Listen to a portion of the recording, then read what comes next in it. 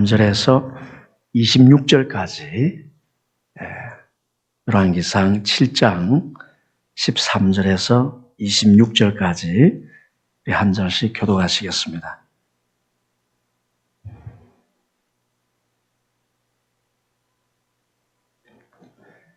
성경을 가지고 계신 분들은 성경을 오늘 보시면 좋겠습니다. 스크린에는 22절까지 되어 있는데 26절까지 우리 같이 읽겠습니다. 솔로몬 왕이 사람을 보내어 히람을 두로에서 데려오니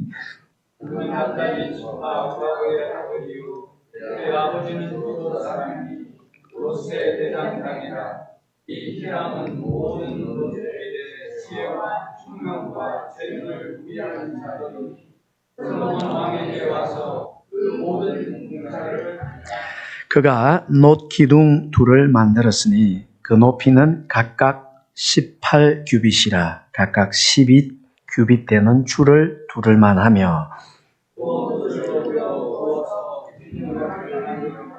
기둥 꼭대기에 한쪽 머리의 높이도 5규빗이요 다른 머리의 높이도 5규빗이요 기둥 꼭대기에 있는 머리를 위하여 바둑판 모양으로 얽은 그물과 사슬 모양으로 따은 것을 만들었으니 이 머리에 7이요 저 머리에 기둥이라 7이라.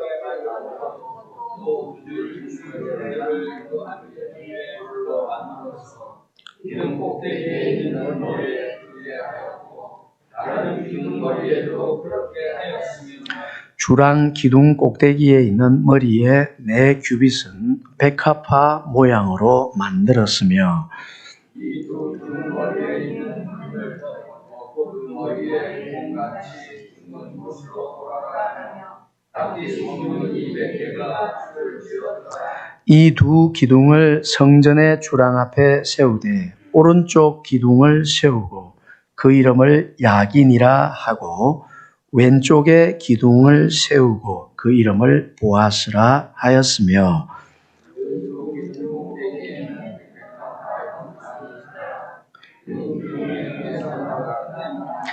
또 바다를 부어 만들었으니 그 직경이 12규빗이요 그 모양이 둥글며 그 높이는 5규빗이요 주위는 30규빗 줄을 두를만 하며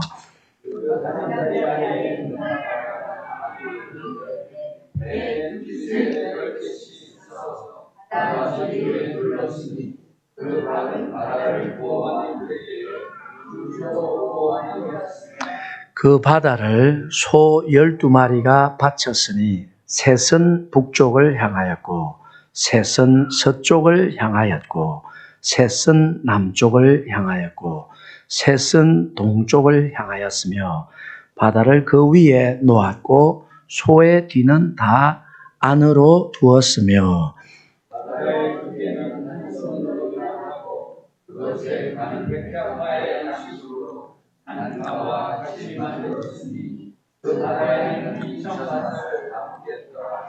아멘. 우리 45절에서 51절까지 한번 읽겠습니다. 45절 솥과 부삽과 대접들이라 히람이 솔로몬 왕을 위하여 여호와의 성전에 이 모든 그릇을 빛난 놋으로 만드니라.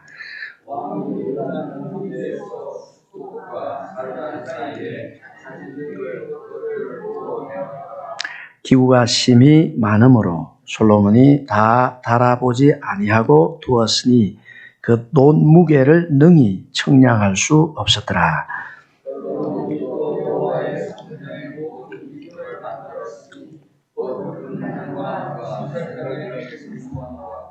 내소 앞에 좌우로 5씩 둘 정금 등잔대며 또 금꽃과 등잔과 불집게며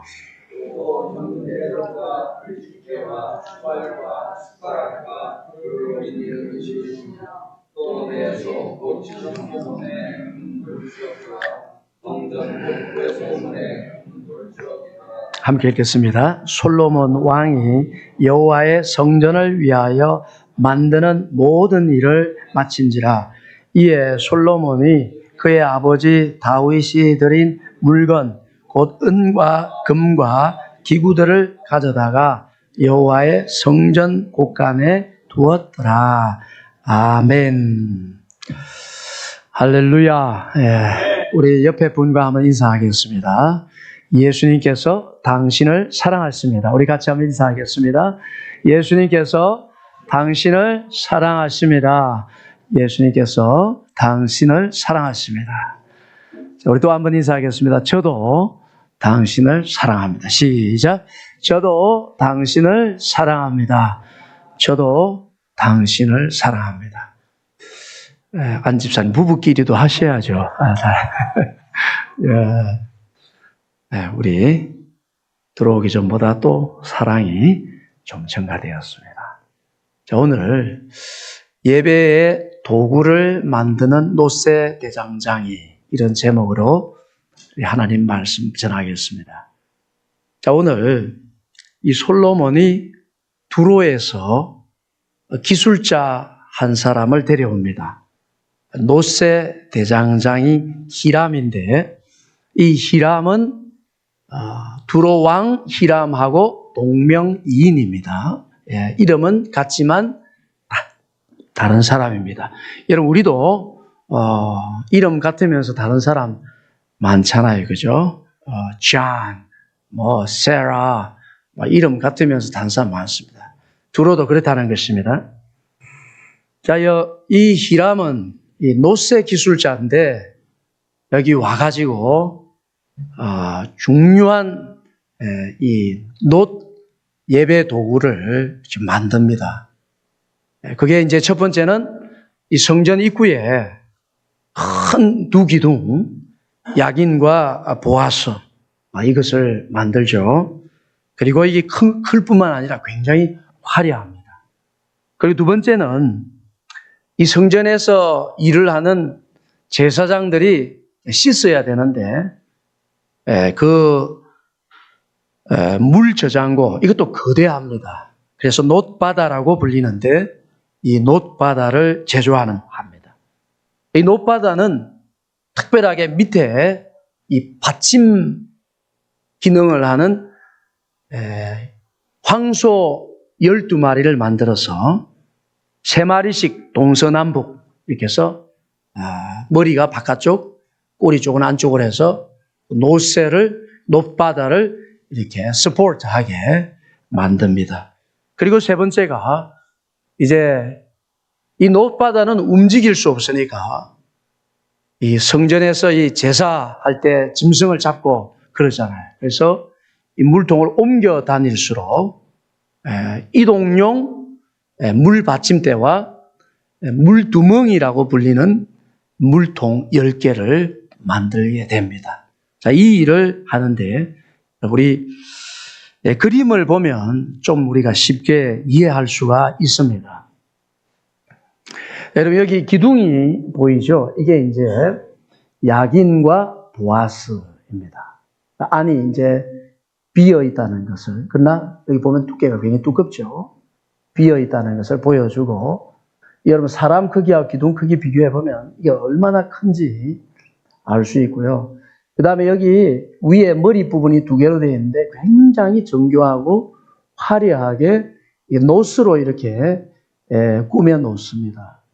그리고 이게 이제 놋바다인데요. 제사장들이 여기서 이제 씻는데, 요거 좀 확대해서 볼까요? 예, 이게 이제 놋바다죠.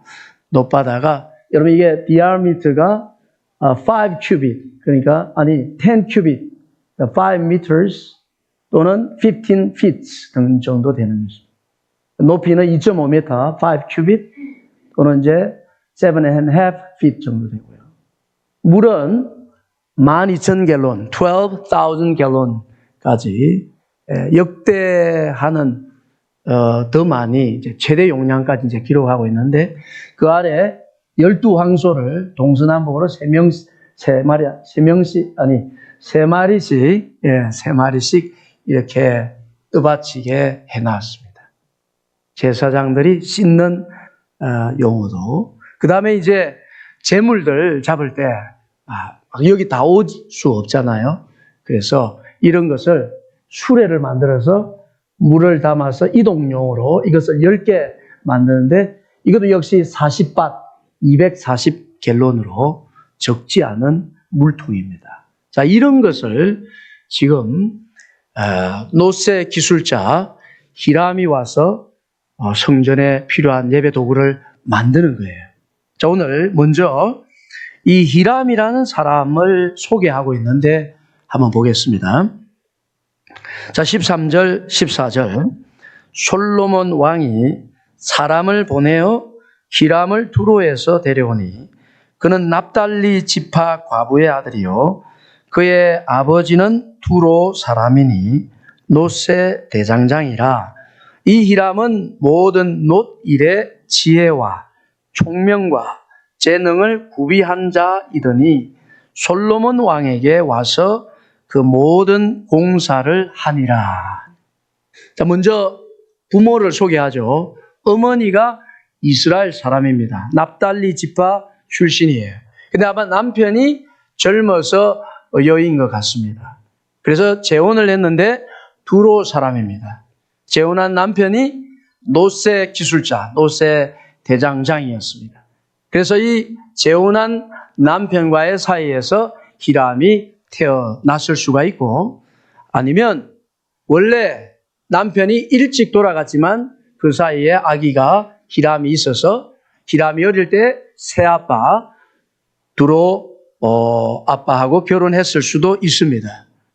어쨌든 히람은 그런 신분과 이 민족적 또 성경적인 배경을 가지고 있는데, 아버지가 이 놋의 대장장이 블랙스미스였습니다. 아버지한테 잘 배웠던 것 같습니다. 네, 이 놋의 기술에 아마 탁월해서 지혜와 총명과 그리고 재능이 충만한 그런 기술자였다고 소개하고 있습니다.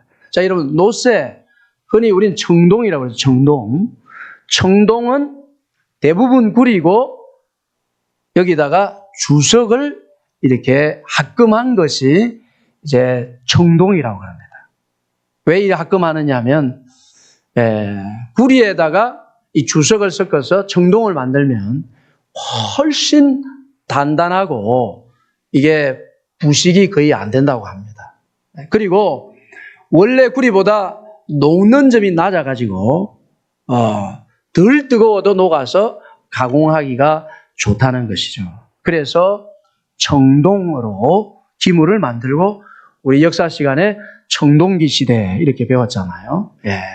자, 그렇게 하려면 이게 아주 고도의 지식이 있어야 되겠고 또 축적된 기술을 가지고 있어야 이 놋의 대장장이 일을 잘할 수 있는데, 솔로몬이 이 외국에서 영입할 정도면 대단한 기술자인 것입니다.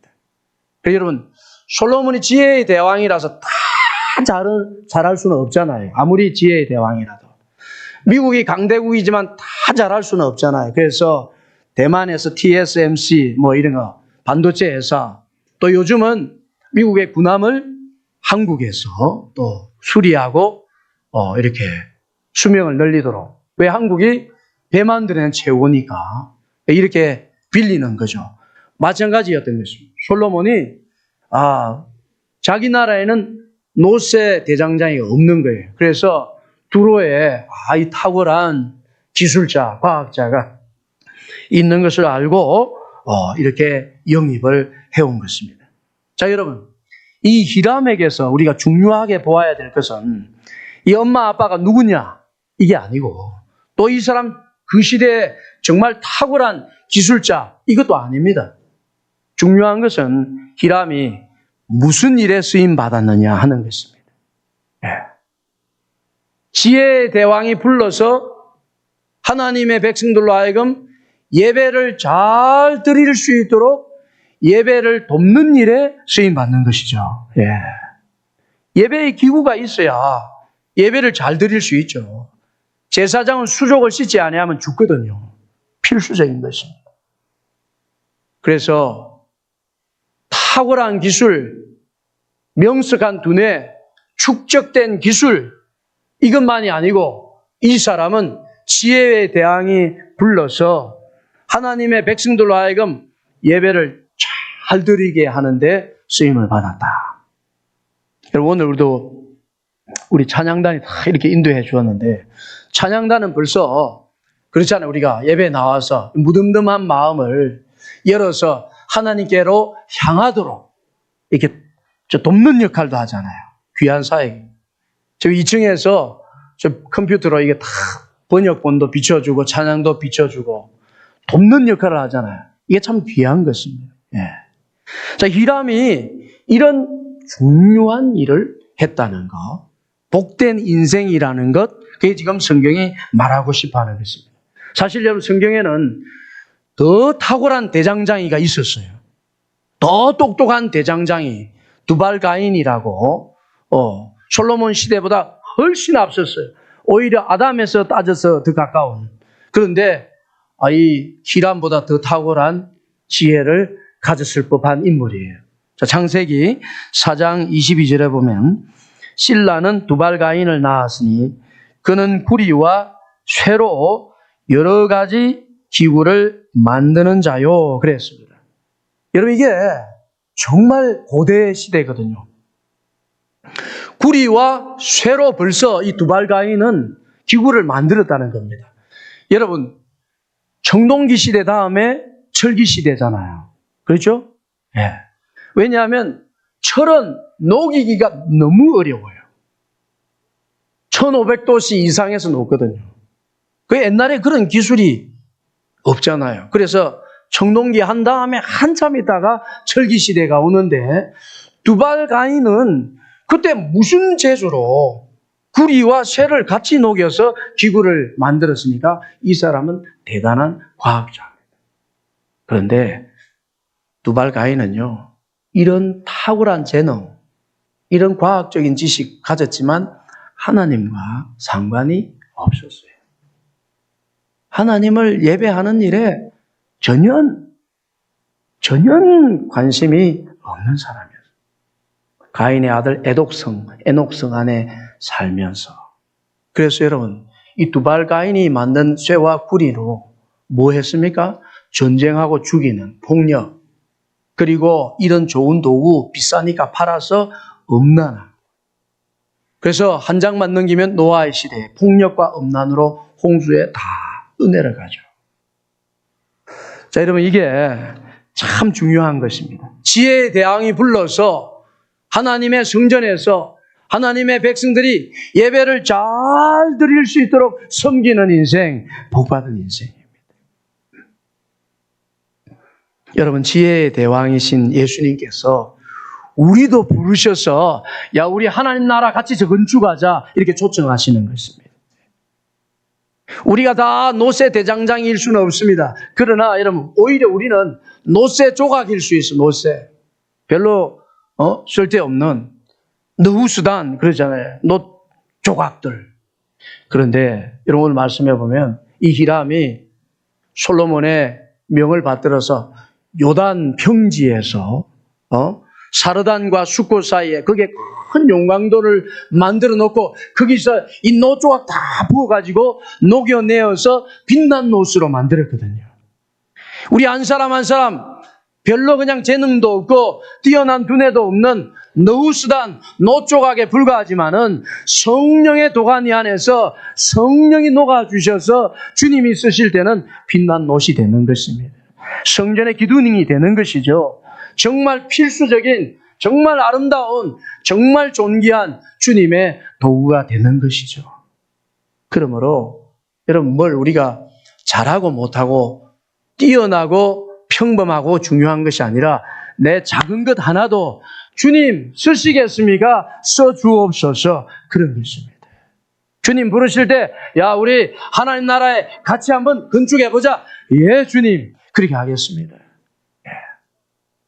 그러면요, 겸손하게 나 그 목사님 그런 거 못합니다, 그런 마음이지만 주님, 저 아무것도 못하는 거 주님 아시잖아요. 그런데 성령님이 녹이시고 예수님 피로 씻으시면 아름답게 쓰일 줄을 믿습니다 하고 쓰임받는 게. 그게 여러분 아름다운 인생이죠. 복된 인생입니다. 자, 두 번째로 히람이 성전 입구에 야긴과 보아스라는 큰 기둥을 만듭니다. 여러분 아까 그림 보셨잖아요. 이 크기만 한 게 아니에요. 성전은 어디를 향하고 있습니까? 동쪽을 향하고 있어요. 그러니까 성전은요, 예루살렘 제일 높은 도시거든요. 그곳에서 모리아 언덕, 모리아산에 가장 높은 곳에 있어요.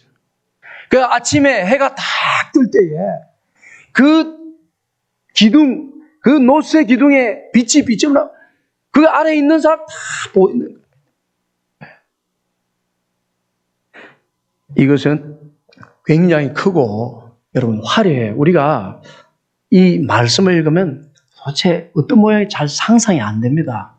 번역하기도 굉장히 어려웠던 것 같아요. 그런데 중요한 것은 놋으로 어떻게 이렇게 정교하게 이렇게 아름답게 만들었을까 하는 것은 느낄 수가 있는데 17절에 보면 바둑판 모양으로 붉은 그물과 사슬 모양으로 7개씩 주렁주렁 만들었어요. 그리고 19절 주랑 기둥 꼭대기에 있는 머리의 4규빗은 백합화 모양으로 만들었으며 이 두 기둥 머리에 있는 그물 곁 곧 그 머리에 공같이 둥근 곳으로 돌아가며 각기 석류 200개가 줄을 지었더라.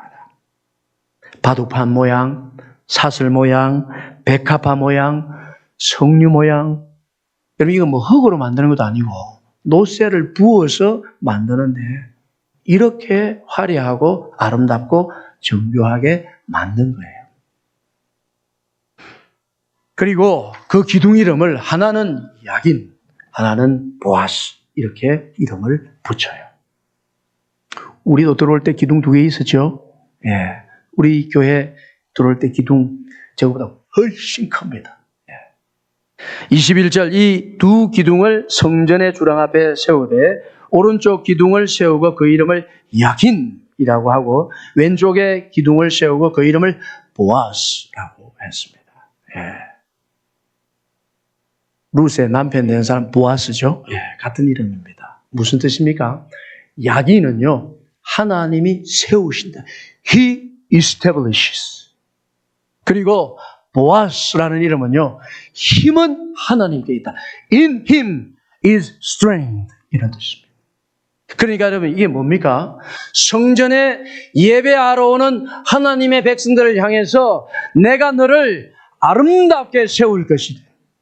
내가 너를 힘을 다하여 견고하게 세울 것이다. 염려하지 마라. 약속의 말씀인 것입니다.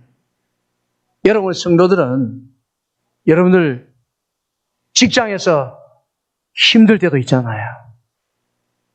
직장에서 여러분 이게 왜 이렇게 안 풀려?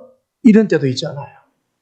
하나님 다른 사람 함께 하시던데 저는 왜 이렇게 두십니까? 그럴 때도 있잖아요. 그런데 이 성전에 나와서 하나님께서 두 기둥을 보여주시면서 내가 너를 힘있게 세울 것이다. 내가 너를 아름답게 세울 것이다. 염려하지 마라. 약속하시는 기둥인 것입니다. 하나님은 두 기둥의 하나님이세요. 여러분 광야에 40년 동안 이스라엘 백성들이 광야 지날 때 거의 아무것도 없었거든요.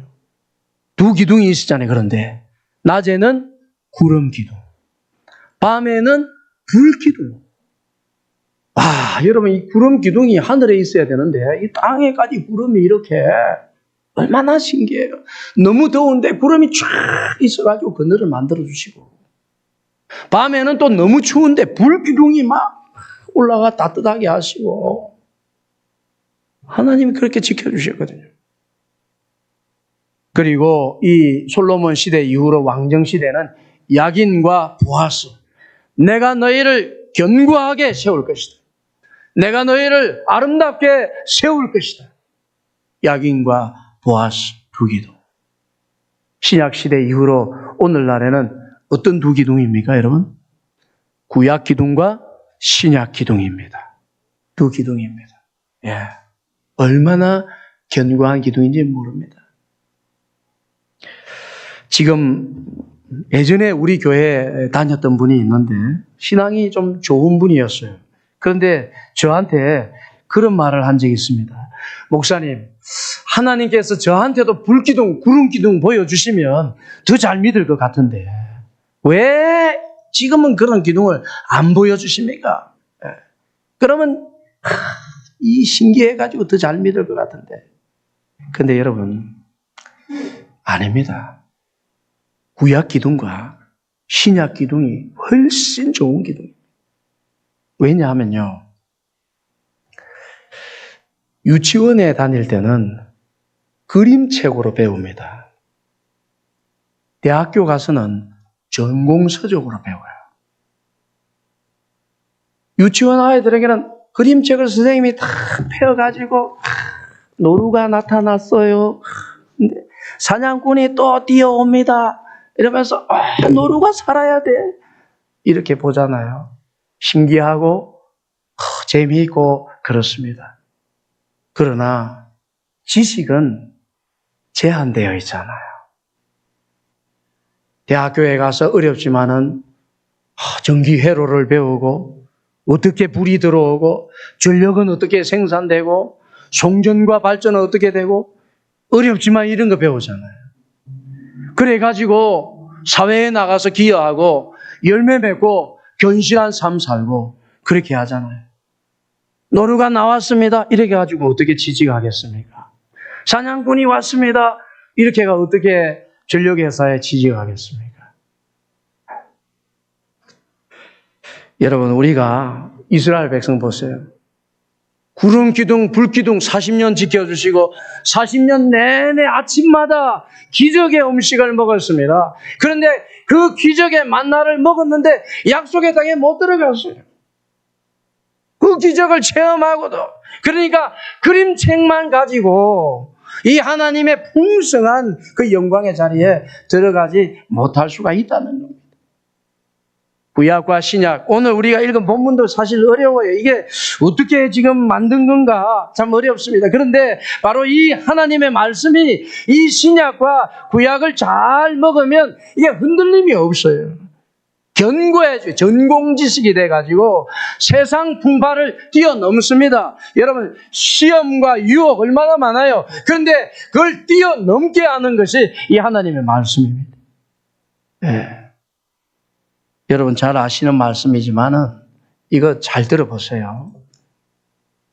디모데후서 3장 16절, 17절 모든 성경은 하나님의 감동으로 된 것으로 교훈과 책망과 바르게 함과 의로 교육하기에 유익하니 이는 하나님의 사람으로 온전하게 하며 모든 선한 일을 행할 능력을 갖추게 하려 함이라. 자, 여러분, 구약과 성경의 기능이 하나님의 사람으로 온전하게 한답니다.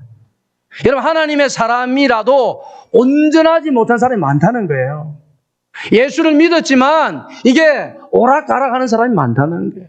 그런데 신약과 구약 말씀을 잘 받아들이면 예수 믿은 사람으로 하여금 온전하게 견고하게 아주 어른스럽게 장성한 분량의 이런 그런 신앙인이 된다는 것입니다. 뿐만 아니라 선을 행할 능력을 갖추게 합니다. 모든 선한 일을 행할 능력을. 여러분, 우리 중에 선을 몰라서 행하지 못하는 사람은 거의 없을 거예요. 이게 죄인 줄 몰라서 죄를 짓는 사람이 그런 사람이 없어요. 죄인 줄 알면서 지어요. 선인 줄 아는데 안 돼요, 그게. 왜 이게 뭐냐? 모든 선을 행할 능력이 어디서 오느냐 하면 구약과 신약 이 기둥에서 오는 거예요. 하나님의 말씀이 우리를 완전히 지배하면 내게 주신 이게 하나님 뜻이구나 그걸 행할 능력이 생기는 거예요. 지난해에 루이지애나 주는 공립학교에서 십계명을 부착하게 하는 미국의 최초의 주가 되었습니다. 연이어서 바로 한 달도 되기도 전에 오클라호마 주에서 성경 교육을 교과서에 포함하겠다고 발표를 했습니다. 그리고 올 3월에는 텍사스 공립학교에서 십계명 부착과 성경 읽기와 기도 시간을 갖는 것을 상원에서 통과시켰습니다. 텍사스는요, 십계명 부착하는 사이즈까지 정해주었습니다. 그렇다면 여러분, 한번 왜 지금 미국에서 남부 지방에 특히 이런 일을 하고 이런 법안들이 통과되고 있는 것일까요? 1960년대에 공립학교에서 기도하는 것을 금지시키고 성경 교육을 금지시켰습니다. 그 이후에 60년이 지나면서 공립학교를 보니까 거의 재앙의 수준에 와 있는 거예요. 학업 성취도가 낮은 것은 말할 필요도 없고, 여러분 재앙 아닙니까? 너 남자같이 생겼는데 수술해서 남자 되라. 너 몸이 내가 아니야. 내 욕망이 너야. 너 욕망이 시키는 대로 해. 이게 소위 섹슈얼 오리엔테이션 아닙니까? 야, 몸은 아무것도 아니야. 너 생각에, 너 마음속에 원하는 그게 너야. 너 마음속으로 여자라고 생각해. 태원 아니고 태숙이라고 해.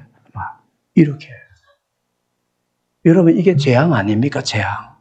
재앙이잖아요. 60년 돌아보니까 그렇더라는 거예요. 왜? 선을 행할 능력이 없을 뿐만 아니라 이제는 선이 뭔지 악이 뭔지 몰라요. What's wrong? What is good? 몰라요. good, 선이라는 게 자기가 원하는 대로 할 수 있으면 그게 선이에요. 이러니까 미국 사람들이 이제 조금 이게 도저히 이래서는 안 되겠다. 여러분, 성경은 구약과 신약 이 두 기둥은 예수 믿은 사람으로 하여금 온전하게 하고 모든 선을 행할 능력을 주신다는 사실을 절대로 잊지 마시기 바랍니다. 그래서 우리가 성경 읽는 것이고 해석된 말씀을 오늘도 듣는 것이고 그 안에 기록된 대로 지켜 행하면 하나님이 복을 주신다고 약속하신 것입니다. 세 번째로 히람은 놋바다를 만들었습니다. 여러분, 이건 굉장히 아까 그림 보셨잖아요. 물 12,000갤론을 담아서 제사장들이 수족을 씻게 만들었습니다. 제사장들은 제사 지내기 전에 또 성전에 들어가기 전에 반드시 씻게 되어 있습니다. 그런데 오늘 말씀해 보면은 놋바다의 크기가 나와 있고 그 다음에 놋바다를 지탱하는 소가 나와 있습니다. 25절, 그 바다를 소 12마리가 바쳤으니 셋은 북쪽을 향하였고 셋은 서쪽을 향하였고 셋은 남쪽을 향하였고 셋은 동쪽을 향하였으며 바다를 그 위에 놓았고 소의 뒤는 다 안으로 두었으며, 그리고 그 바다에 물이 얼마나 많이 담기는지 놋바다의 용량에 대해서 나와 있습니다. 26절, 그 바다에는 2,000밭을 담겠더라. 예, 오늘날 이렇게 크게 잡아서 12,000갤론까지 담는다.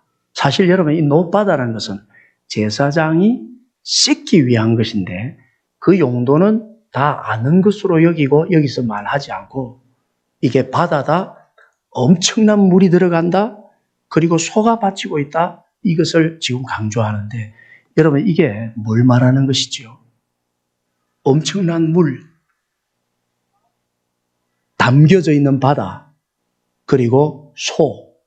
이건 출애굽 때를 보여주는 거예요. 그렇죠? 이스라엘 백성들이 홍해 바다를 건너왔잖아요. 그 무시무시한 바다를 하나님께서 두동강을 내가지고 건너가게 하시고, 그리고 시내산에 왔는데 모세는 꼭대기 올라가서 하나님 말씀 받으러 갔는데 내려오지 않으니까 백성들이 우리 금송아지를 만들어서 이 금송아지가 우리를 애굽에서 구원해낸 여호와라고 숭배하자. 그랬죠. 그러면 그렇게 합시다. 그 핵심에는 아론이 있었잖아요. 제사장 아론. 그러니까 여러분, 이게 뭐냐면 이 물에서 자신을 씻는 제사장은 이걸 꼭 기억해야 했습니다. 뭐냐? 이 엄청난 물의 세력, 하나님의 백성들이 진행하는데 방해하는 이 바다의 세력들을 통제하시고 가두시는 분은 전능하신 하나님 여호와시다라는 것을 기억해야 했던 것입니다. 그리고 이 물에서 씻는 제사장들은 이 금송아지들이 말이야, 우리가 숭배해야 할 숭배의 대상이 아니라 하나님의 놀라운 일에 쓰임받고 섬겨야 할 종이라는 사실을 기억해야 했습니다. 제사장들은, 여러분, 오늘날 제사장들이 목사잖아요. 제사장들은 예수님의 보혈에 날마다 자기의 죄를 씻으면서 돈에 욕심을 내지 말아야 합니다. 그래야 성도들이 안전합니다.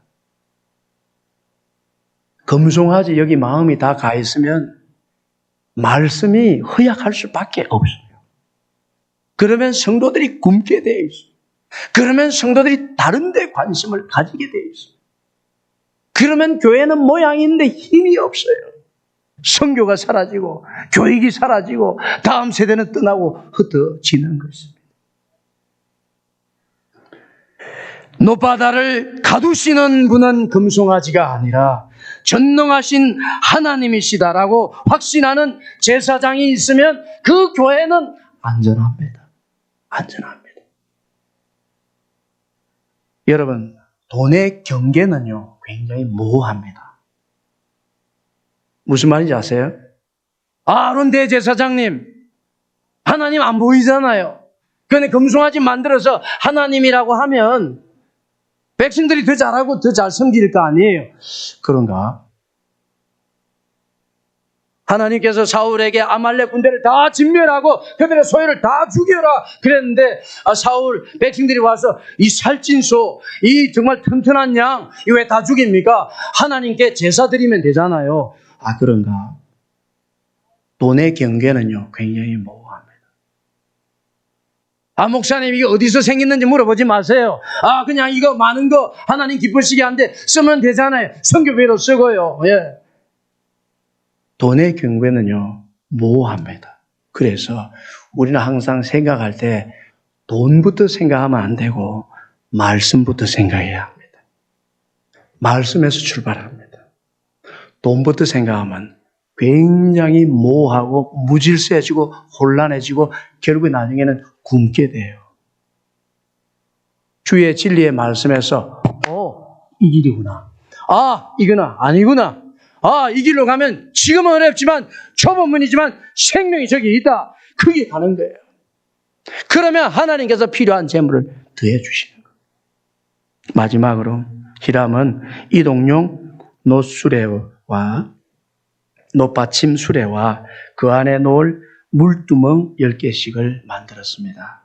자, 여러분, 이 이동용 물두멍 노받침 수레에 담아서 240갤론의 물을 이동할 수가 있어요. 이것은 여러분 제사 지낼 때 보면 한 사람만 와서 한 마리만 잡는 게 아니에요. 많은 사람이 와서 한꺼번에 번제, 화목제, 그리고 아까 여러분 우리 번제단 바자 엄청나게 크잖아요. 이곳에 잡고 저곳에 잡고, 그러니까 잡는 곳마다 그 번제나 화목제의 그 살점들을 피로 물로 깨끗하게 씻어야죠. 그래서 이동용 물두멍이 필요했던 거예요. 근데 여러분, 이 특징은 바퀴에 있어요, 바퀴. 33절, 그 바퀴의 구조는 병거 바퀴의 구조 같은데 그 축과 태와 살과 통이 다 부어 만든 것이며, 바퀴의 구조가 어떤 구조가 같다고요? 병거, chariot. 여러분, chariot, 병거는요, 전쟁터에 쓰이는 거잖아요. 전쟁터의 병거는요, 이게 어떤 특징이 있냐면요, 아주 이게 돌파력이 있어야 되는 거예요. 적군이 막았으네, 못 가겠다. 그 병거가 될 수가 없어요. 돌파하고 들어가서 자기 아군들을 구해내고 적군들을 쏘면서 구해내야죠. 그리고 기동력이 있어야 되는 거예요. 공격했다가 방어했다가 들어갔다가 빠져나왔다가 기동력이 있어야 되죠. 자, 여러분, 이 이동용 물두멍은 예수님의 십자가에 설린 보혈을 상징합니다. 왜요? 예수님의 흘린 보혈은 어떤 죄인이든지 어떤 악한 일이든지 회개하는 자에게 찾아가서 그 죄를 완전히 씻을 수가 있는 거예요. 여러분, 사람이 짓는 죄에는 세 가지가 있어요. 여러분, 이게 다 저에게도 있고 여러분에게도 있어요. 이 아셔야 돼요. 사람이 짓는 죄는 큰 죄가 있어요. 큰 죄. 예수님께서 총독 빌라도에게 나를 내게 넘겨준 자의 죄가 더 크다. 유대인의 죄가 로마 사람보다 죄가 더 크다는 거예요. 더 큰 죄가 있어요. 그리고 작은 죄가 있습니다. 그리고 진짜 중요한 죄는요, 은밀한 죄예요. 히든 신이에요. 왠지 아세요? 히든 신이라는 것은 아무도 몰라요. 저분 너무나 친절하시구나. 저분 너무 자상하시구나. 저분 너무 똑똑하시구나. 저분 너무 아름다우시구나. 그런데요, 그와 상관없이 다른 사람 다 그렇게 보지만은 내 안에 숨겨진 죄가 있을 수 있어요. 그런데 사람들이 나 좋은 사람이라 하니까, 참 친절한 사람이라고 하니까, 참 복된 사람이라고 하니까 이걸 꺼내기 싫은 거예요. 그래서 자기도 은연중에 마치 그런 죄를 안 지은 것처럼 닫아놓고 있는 거예요. 숨겨놓고 있는 거예요. 다시 말하면 회개하지 않는 거예요.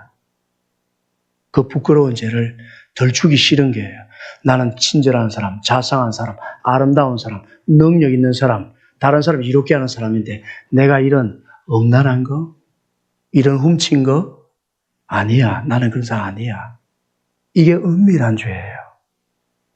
그런데요, 여러분, 우리 은밀한 죄를 회개하지 않고 있으면요, 그 인생이 전진이 안 돼요.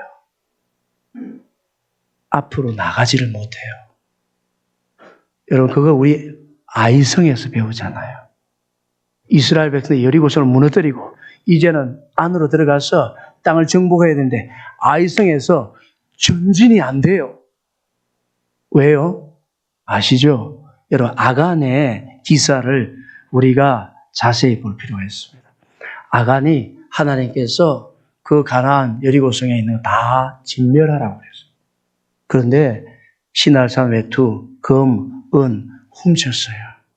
와, 이걸 왜 다 불태워? 아깝잖아. 불태우느니 내가 가지고 있지. 이거 다 버리느니 이 금을 버린다고? 이 은을 버린다고? 야, 이거 좋은 데 쓰면 되잖아. 그래서 가져온 거예요. 그래서 여러분, 여호수아 7장 21절에 보면 장막에 가져와서 땅을 파고 묻어놨다고 그랬어요. 덮어놨어요. 집에만 갖다 놓은 것이 아니고 숨겨놨어요. 아간은 제너럴스 한 분이야. 아간은 우리의 지도자야. 기도 많이 하시는 분이지. 우리 이 지파를 이끌기에 능력이 있으신 분이지. 아무도 이 사람이 훔쳤을 것이라고 생각하지 않는 인격적인 사람. 그걸 묻어놨어요. 내가 그런 사람인데. 여러분, 이게 인생을 전진하지 못하게 합니다. 아세요, 여러분? 자녀들에게도 영향이 있습니다. 자녀들에게 영향이 있어요. 중요한 것은 이것을 끄집어내어서 하나님 앞에 십자가 안에 내가 10년 전의 죄, 5년 전의 죄, 하나님 이거 정말 부끄럽습니다. 십자가에 내려놓는 게 중요한데 여러분, 이게 전차바퀴 같다는 게 뭐냐면 우리의 수치를 다 뚫고 오신다는 것입니다. 우리의 양심의 가증 이거 다 돌파해서 오실 수가 있다는 거예요. 그런 것을 다 무력화시키고 와서 깨끗하게 해서 정말 우리를 정말 성령의 용광로에서 완전히 녹여서 새 빛난 노스로 만드는 것처럼 새 인생으로 만드실 수가 있다는 거예요. 예수님 보혈이 그런 일을 한다는 거예요. 여러분, 우리 죄를 숨길 바에야 왜 교회에 나와서 예배드립니까? 내 죄를 회개하지 않고 있을 바에야 내 죄를 씻으러 오신 예수를 믿는 의미가 어디 있단 말입니까, 여러분? 우리 주님은 이렇게 전차바퀴로 내가 어디든지 갈 수 있다. 너의 숨겨진 죄, 10년 전의 죄, 20년 전의 죄, 도둑질한 죄, 사기친 죄, 미워한 죄, 정욕의 죄, 엄난의 죄 다 씻을 수가 있다. 그래서 전차바퀴 같다는 거예요. 여러분, 예수님의 피는요, 이게 무한한 능력을 가지고 있어요. 사람은 아무리 똑똑해도 내 죄 한 점도 씻지 못합니다. 온 우주를 통틀어도 내 죄 점 하나 없애지 못해요. 그런데 예수님께서 십자가에서 흘리신 그 피는요, 하나님의 아들이 흘리신 피이기 때문에 무한한 능력이 있는 거예요.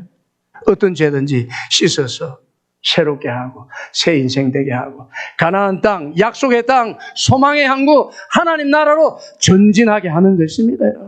그러므로 여러분, 아무도 모르고 아내도 모르고 자식도 모르고 부모도 모르는 죄가 있다고 할지라도 십자가의 보혈 앞에 예수님 앞에 끄집어내 놓고, 주님, 정말 제가 이런 인생을 살았는데 주님의 보혈의 능력, 자비, 긍휼이 무한하신 하나님 은혜 앞에 내려놓으니 저를 불쌍히 여겨 주시옵소서. 주님은 거부하시지 않습니다. 주님 물리치지 않습니다. 여러분, 회개하여 회개의 축복을 누리는 저와 여러분 되길 주님의 이름으로 간절히 축원합니다. 기도하겠습니다. 하나님.